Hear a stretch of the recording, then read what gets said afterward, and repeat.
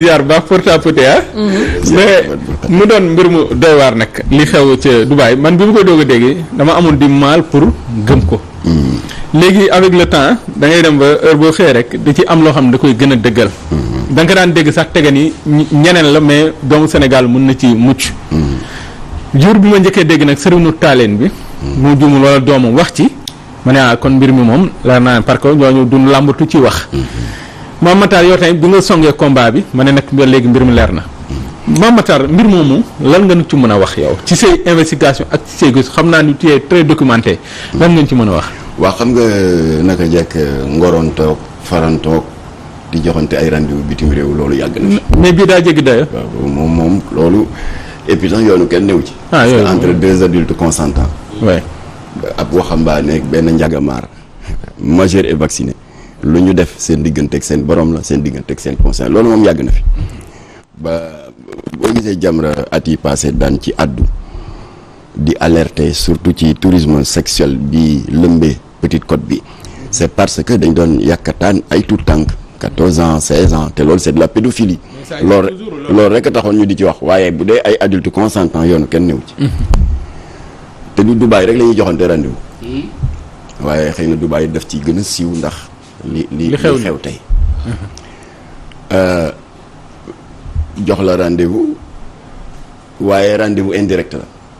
parce que ñaare ñi sabab loolu gëstu yëpp wane nañu ne c'est des gros milliardaires des richissimes yoo xam ne xeetu vice yëpp exploité nañ ko ci àdduna amatuñu lu ñuy séntu ci àdduna li ñuy gaari ci ay Mercedes ay Porsche kenn xamul nu mu toll ami château vice yëpp tamit ñu expérimenté ko waaye jigéen ju ñuul africaine nekk kumpa ci ñoom te dañuy suivre nag réseaux sociaux yi ñu ngi xool Facebook bi ñu ngi xool YouTube bi Instagram bi alors mu daal di am baatu influenceuses yi ñoom la ñuy ciblé ñooñu ñan la ñuy influencer ci àdduna ak influencer leen jëma leen ci lan ñooñu dañ ay référence ba ñu leen di tuddee influenceuse yéen presse bi leen tuddee influenceur rek yéen a tooñ nit ñi béti mi influenceuse la parce que day créer des émissions yoo xam ne dafay élever le niveau moral des enfants moom am nañ droit tuddee ko influenceuse waaye ñii nga xam ne koo ci gis la mu sol xàpp ga yëpp a ngi ci biti nga naan da ngay influencer koy influencer alors bref ñooñu ñoo nekk la cible de ces multimilliardaires là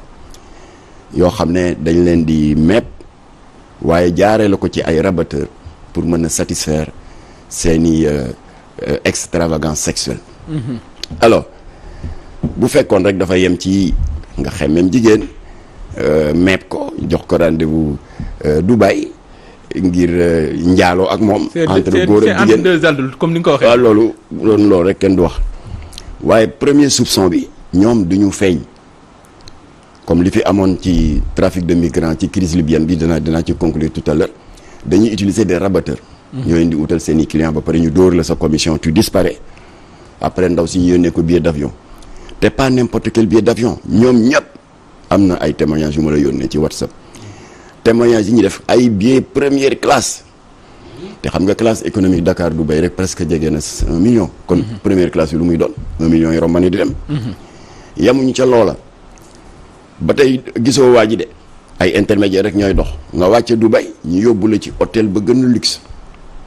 maa dégg damay bañ tudd turam waaye ki ñuy wax influenceuse te siiw ca Côte d'Ivoire nee na chambre am 1 million par jour bouteille whisky am 3 millions nga daal di fa dem foofu nag ngay jëkk am contact téléphonique ak saay-saay bi la indi ca dëkk ba moo lay woo na nga def noo gisee dëkk bi et cetera ne la waaw suñu rendez-vous bi suba la waaye tey jox naa sama chauffeur carte de crédit nga dem defi shopping illimité c'est-à-dire da ngay dem dans des magasins de grande marque jënd lu la neex amul waaw est-ce que xaalis bi des na nee na la shopping illimité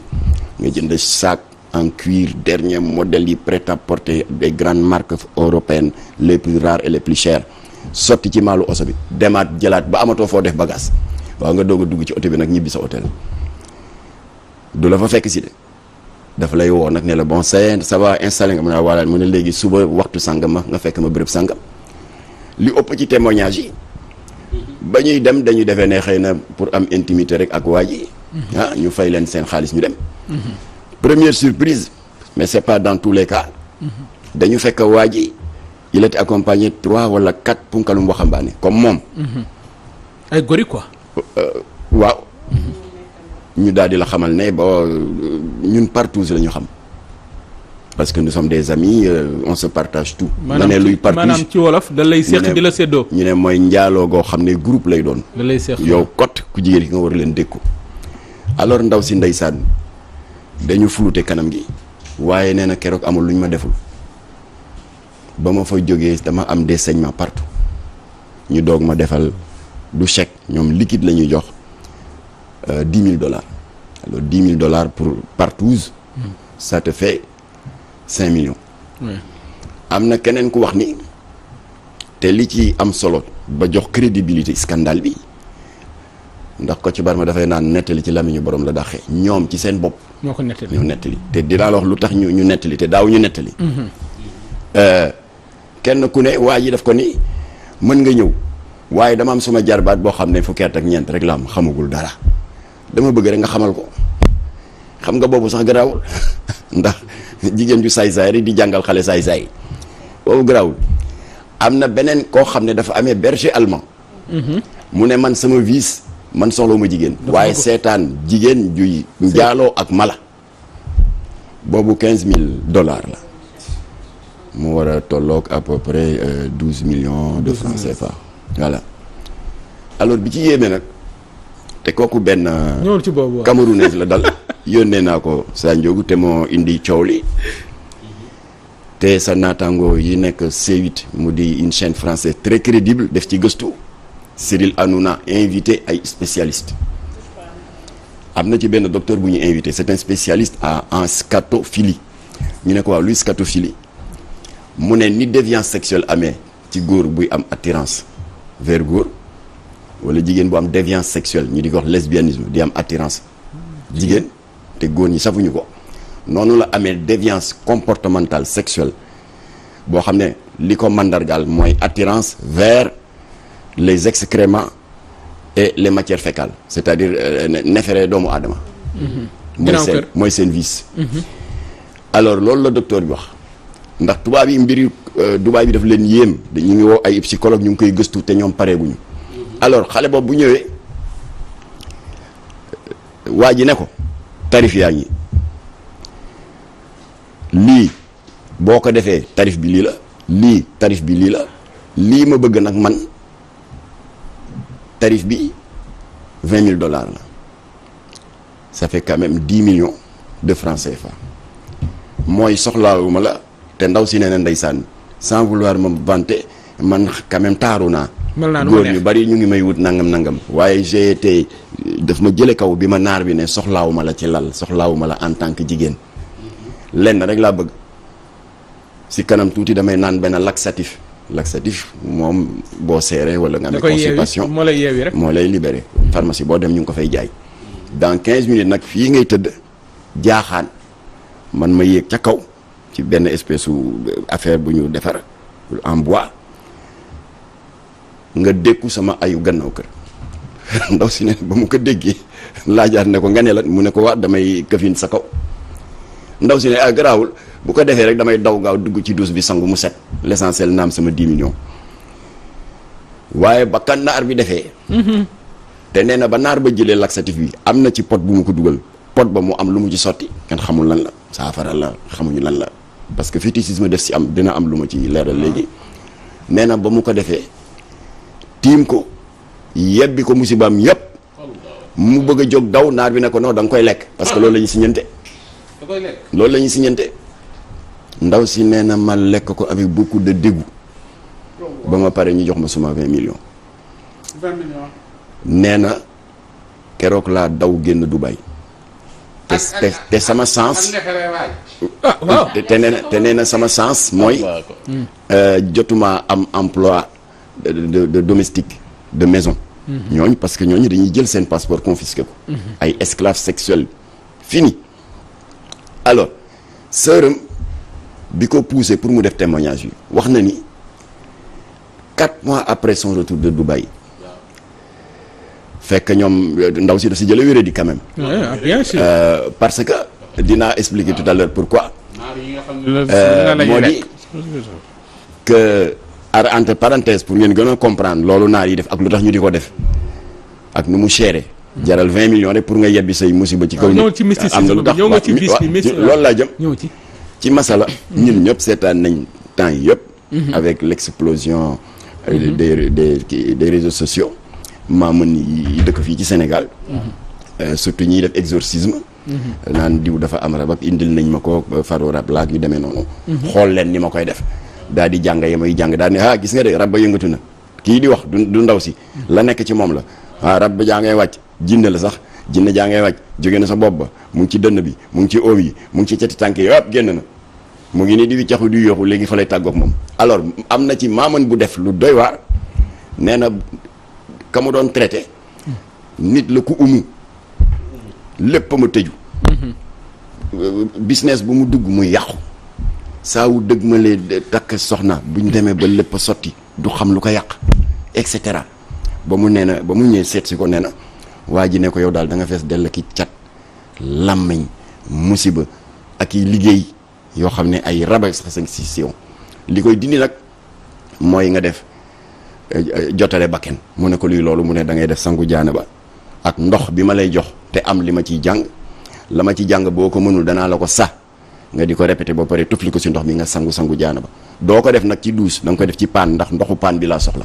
ba mu paree mu jël ndox ma def ko ci potu ndaa fekk am na bëy bu ñu jënd yeew ko mu ne cocc ak yuuxoom yu bari ubbi gémmiñ gi di ko sol ndox mi parce que nee na ko yow ba nga defee jaanaba bi lépp wàcc na ànd ak ndox mi ci bëy bi lañ koy toxal nag bu ñu paree nag 1 litre bëy bi naan ko ñu rey ko def ko nangami sàmm mu ne ko tàggoo nga ak lépp musiba dem de la même manière bi Seydina Mohamed sallallahu alayhi wa sallam yàlla jox commission à son retour d'exil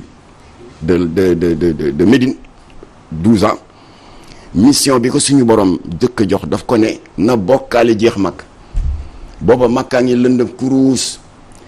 kaaba ga amoon na 360 dieux ay totem ay fétiche yii bu fekkee da sa doom dafa war a dugg ci néegu say nga war ko saa ñaanal am na deret yoo fay tuur ay mboq ki soow yii bu dee da nga dëgmal nawet nga bëgg mbay mi barkeel et cetera waasoo bu ne ak biñ la affecteel ci gàttal ba histoire bu gudd la parce que mook Seydina Aliou ñoo dugg ci kaaba gi rajaxe yàlla yëpp waaye am na ci baat bu ko yon Jibril alayhi salaam doon sa mu di ko répété alors ba ñu rajaxee yëpp ba totem yi daanu biir Makka sóoratul Ixlaas daanu xul waxal allahu ahad yàlla kenn la allahu samad il est éternel lam yalid walam yuulad kenn juru ko te kenn jurul te moom jurul kenn walam yàkkun lahu kufuwan ahad bokkali jeex mag léegi ba ñu sampee drapeau mag ñu bari daal di xam ne pexe amatul ñu daal di ñëw rallier shahadaat yi dal ashhadu an laa ilaha illallah wa ashhadu anna muhammadan rasulullah mais ñi demoon ba sori xuus ci xërëm surtout bani Xuraysh yi daan xeex yonent bi ci mursikiina ci yooyu des milliers dañu gàddaay génn Makka daal di tas dans toute la péninsule arabique ñii ils se sont retrouvés au Koweït ñii en Iran ñii en Irak ñuy wàcc ba ci Afrique du Nord Égypte ak les pays du Maghreb ak les Émirats arabes donc Dubaï daf ci bari le ay xërëmkat yooyu kon dañuy faral di defal ay affaire ay homme d'affaires ak yu demee noonu boo amee ay kale-kale ndaw si nee na nag firnde bi mooy ba waa ji defee yu bon yooyu ba mu lekkal ko ay neferam ba ñu jox ko $20,000 am muy 10 millions nee na maa toog dégg naar bi jël téléphone di am ku muy waxal nee na arabe lay waxal nag waaye ci sama njort dafa mel ni dafa am ku mu doon rendre compte pour wan ko neen nang ma ko sante defee naa ko noonu ndaw sa nag ba mu ñibbee 4 mois après sërëm nee na daf ci jële wériti def nañu dégg nga parce que c'est normal parce que naar bi yebbi na la ay ayibam mais surtout ay jàngoroom parce que bañ nañ ba tuddee mbir mi ginnaaw kër ndax xam nga suñu maam yi jamono bi toilette amul woon ci néeg yi dañ daan def seen i besoins naturels ca ginnaaw kër ga moo tax nefere doomu aadama ñu tuddee ko ci rafetal ginnaaw kër waaw kooku yebbi la ay ginnaaw këram te tubaab yi nee nañu la muy am ci ay microbe ay bactéries kenn xamul nu mu toll nooy def ba doo si jële feebar. mais Matar léegi pour ñu accélérer pour parce que y a des invités yoo xam ne ñu ngi xaar ci leneen mais dama benn laaj rek laay laaj est-ce que parmi elles am na ay sénégalaises ak ban taxawaay moo ci war pour ngeen jug yéen di ci wax. foofu lay daanelee parce que am na rôle bu Macky Sall la war a jouer ci mbir mi ni président Cameroun def Cameroun am na ñu mu sowe ndax entre parenthèses jigéen ñi bu ñu leen condamné li ci ëpp si ñoom elles ont été piégées dañ leen lalal ay ndëgg sërëx leen nax intermédiaires yi la ñu leen wax fii avant ñuy dagg seen billet dem ak lañ fa fekk yàlla ak yàlli la kon bu ñu leen xalab. nee nañ am na ñoo xam sax dañ leen drogué. voilà alors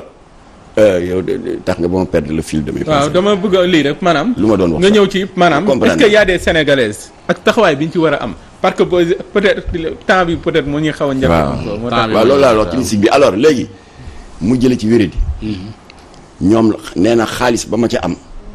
feeñu ma fenn ndax lépp dama ko fajoo surtout faju traditionnel sërëm nee na li ci yéeme donte le 6 mois après ba mu jógee Dubaï dañuy nekk ak moom ni ci biir kër gi te nee na sama sœur bu am soin la ci moom bëgg toilette bëgg parfumé bëgg nangam waaye bu la rombee mu ngay xeeñ cabinet yaram bi mooy gilli ñaq muy xeeñ loolu xam nga kooku wéré di dikkal na ko alors mu jege nag mu jële ci dépression di maigrir faj nañu def nañ lu ne fan la mujjee ñàkk na bakkanam alors y a des cas extrêmes c'est le cas de l'Ougandaise yónnee naa la ko Sanjogo moom am na ci xaalis waaye et puis kenn xamul parce que doon na jàmbat ne dafa am dépression ay insomnie di tiit guddi di am cauchemar waaye dafa xëy ba 7e étage la yéeg ci benn immeuble Dubaï plongé dans le vide dee na kon nag nit jëlee na ci wéradi waaw nit dof nañ ci nit xaru na si am na ay sénégalaises gisuma li ko fi am na ay ñeneen rek nga may wax am na ay sénégalaises alors léegi nag waaw maa ngi remercier sa naataango le grand le révérend Camille Makosso benn un pasteur tonitruant bu nekk Côte d'Ivoire def na ci gëstu bu mag a mag a mag xam nga presse bi ñu ngi tuddee scandale bi porta-potty porta mooy portable potty mooy toilette kon des toilettes portables cabinet portable ñii tuddee ko Dubaï WC waaye Camille Makosso mu ngi ko surnommé le Kaka Gang parce que nee na c'est un groupe de gangsters yu nekk ci pays africains yi ñooy mepp xale yi di leen dugal ci musiba bi def na gëstu bu mag nag parce que il est très informé ba defar benn liste Côte d'Ivoire am na temps Mali temps Sénégal 43 am na des artistes des animatrices radio et télé am na dégg nga animatrice radio et télé waaye ak 11 miss ak waaw ñooñu daan wax naan Jamra dafa soldal miss yi 11 miss am na ci 11 miss dans la mafia de Dubaï Kaka ak ñan alors ak ay rappeur ak i góor jigéen Allah ñooñu li ñu def dagan na léegi nag rappeur léegi nag il faut faire la part des choses boo nee rappeur daf mel am ay góor buñ dajale woon góor jigéen il faut faire la part des choses am na ñu dem ñu toroxal leen ñu jël seen i xaalis ñëw am na ñu dem tak li tax ñu tak nag il faut ñu xam ko te il faut ñu dimbali leen moo di ñëpp seen témoignage yi bu dee liñ la diggoon fii c'est un emploi domestique boo demee booy ngay ne wala gardien wala babysitter di garder ay xale ñooñu ñëpp ñoo bokk benn kaddu muy ay sénégalaises ay ivoiriennes wala ay béninoises le patron ba di jëkk a def sa passeport lay jëkk laaj denc ko moom lay téye nga nekk jaam nekk esclave ñoom ñëpp nee nañ dañ ñuy dóor boo bañee dara dañ lay dóor alors ki ma la yónni ndaw soosu nga xam ne Cameroun na te président Cameroun moo ko dimbali xam nga lu ko soowe dafa ne comme que nangu nañ sama këyit te fii ku ñu gis ngay circuler ci mbedd mi la police est tellement sévère ci contrôle yi lañ lay jëkk def mooy arrêté la yóbbu la prison mu ne danaa sacrifier rek waaye naa génn ci enfer bi ñu jàpp ko yóbbu ko prison nee na rëccu na li tax mu yéex a def loolu ndax nañu koy traité en prison matul 1/10 ci musiba ak enfer ba mu doon daj ci kër ga alors comme que ñoom itam ils sont très légalistes bu ñu la jàppee te nga wax ban nationalité nga bokk dañuy woo sa service social ambassade wax ko service social ba ñooy fa ñëw ba recensé camerounais ya fa ne contacter président de la république mu yabal leen avion ñu rawale leen delloo si leen kooku nag moo def acte bu rafet xale bi loolu ko sowe waaw def na témoignage moo tax na ñuy interpeller le président Macky Sall waaw ne ko am na ñu dem def seen musiba rëcc dellu si waaye ñi téye seen passeport parce que dañ leen diggoon un emploi domestique mënuñoo dem mënuñoo dikk parce que ku amul passeport doo dem dëgg la état moo leen mën a sauver je répète ici que ñun Jamra ñu si par rapport ak li ñu gëstu ñu ngi ci disposition Antoine Diome ministre de l'intérieur ak Aïssata Tall Sall ministre des affaires étrangères ñu wax leen liñ ci xam ñun ñoom ñu seet lu ñu mën a def pour sauver xale yi parce que lu mel ni amoon na fi après la chute de Kadhafi waaw xam nga dëkk ba dafa mujj nekk passoire trafiquant d'armes yi profité ci moo tax kalachnikov yu bari daal di watatu ba dugg ci Sahel bi yokk terrorisme bi waaye tamit dafa amoon trafic d'êtres humains ba gis nga France 24 defoon na fi benn reportage ñun ñëpp ko seetaan ñuy wax tarif yi bu dee da ngeen jàpp benn esclave béninois temps la sénégalais temps la di leen jaay comme ay xar waaye ginnaaw yàlla ak taxawaayu rahmatullahi alayhi maître Alioune Badara Cissé qui était à l'époque ministre des affaires étrangères lëkkaloo na ak ministre de l'intérieur ñu ngi gërëm Alaaji Cheikh Dramé boobu moo nekkoon commissaire sûreté urbaine ñu def liggéey bu am solo diggante Yoff ak banlieue démantelé leen ñun ñetti réseau d'intermédiaires et de rabatteurs yoo xam ne ñoo nekkoon au cœur de ce trafic de migrants ñu ngi ñaan état bi na def la même chose bu amee éléments yu ko manqué ci enquête am ñun am na lu ñu xam loo xam ne kenn mënu ko wax ci télé dinañ leen ko wax jox leen ay tegtal ñu mën a sowe ña takk te bëgg a génn te kenn génnu leen ba pare nag li may ñaan mooy ñi jot a dem te rëcc te ñun xam nañu leen dinañ jox seen tur état nañu dimbali ñoom ñu collaborer état bi soxla na ay information ñi jot a dem te rëcc ñi jot a dem te rëcc te ñëw te xam nga nit ñi kenn mënu leen nax xam nga billet Dakar Dubaï plus d'1 million la waaw am na ñuy def ñuy fii si dëkk bi am na ñuy def trajet bi 3 fois dans le mois du 3 millions hôtel ba ngay dal kenn xamul ñaata la kooku ban salaire wu sénégalais ko attan kon xam nañu leen ñooñu la ñuy laaj ñaan ngir yàlla nañu rapproché wu des services de l'État la ñu am ci information ca ña fa takk te nekk ay jaam ñu joxe information yi ndax état bi mën na jël nu mu tuddati ay matuwaay pour libérer leen léegi nag am na ñu ne yoonu état néew ci parce que c'est des majeurs d'accord yoonu état néew ci parce que dañu nekk dans un pays boo xam ne la liberté de circuler est garantie par la constitution wuuteeg jamono Senghor xam nga jamono Senghor ni muy amee visa d'entrée soo bëggee dugg ci benn dëkk da ngay dem ca ambassade ba ko fa teewal lijjanti visa jamono Senghor y avait aussi visa de sortie dañ da naan foo jëm loo fay wut fan ngay dal comme que bi Abdou Diouf fallait supprimer le visa de sortie kenn amul droit te kenn ne ko doo dem Dubaï wala doo dem feneen loolu kenn mënu ci dara waaye li état bi mën mooy information yii ñu am ñun mu ko exploité ko pour ña takk ñu mën leen a sauver voilà kon nag vraiment maa ngi leen di remercier Taku Sow ci alerte bii ngeen def ndax mbir mi dafa tiis lool te may ñaan nag nañu bàyyi jigéen ñi ñuy xas ak di leen ŋaññ ay victimes lañu parce que ñi ngeen war a dal seen kaw mooy voyou ak mafia bi nga xam ne ñoo leen mepp dig leen moo émerveille te la ñu leen wax ak lañ fekk ca place ba yàlla ak yàlla la ñooñu la état bi war a jàpp te jigéen ñi nañ leen bàyyi di ña fa takk ñu dimbali leen fexe ba ñu dellu si incha allah. Mame Matar Gueye ONG Jamra ñu koy jaajëfal bu baax a baax macha allah li am commentaire bi ñu ciy teg ajaratu. jaajëfal nañu la Omar Boun Khattab Gueye ñu jaajëfal ko rek encore une fois ci disponibilité moom Mame Matar Gueye di vice-président ONG islamique Jamra li mu fi wax am na solo lu nu mën a duut baaraam kon nag autorités yi dégg ngeen ko bu defe naa ni képp koo xamante ni bëgg nga ci jóg muy président de la république muy ambassadeur muy ku mënti doon da ngeen di rapproché wu de Jamra rek ñoom du ñàkk ñu jox leen éléments yi ñu am ngeen booleeg yi ngeen am ñu mën a saafaraal bi les problèmes am na solo ñu ngi koy jaajëfal bu baax a baax ñu dem jëli ji musique ànd ak Sa Ndiogou ak ganam